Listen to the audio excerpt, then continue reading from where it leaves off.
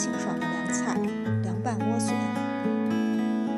首先把莴笋切丝，放入1小勺盐，搅拌均匀。小碗中加入鸡精、糖、生抽、1点醋、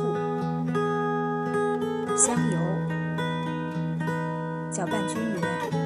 莴笋丝用水头洗干净，装到一个盘子里。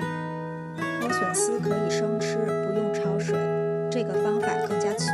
倒入调好的酱汁，放几段辣椒，烧开的热油泼在蒜和葱花上。如果想吃辣的版本，可以把辣椒段放进来一起泼热油，最后把葱蒜油倒在拌好的莴笋丝上。这道清爽的小菜就做好了。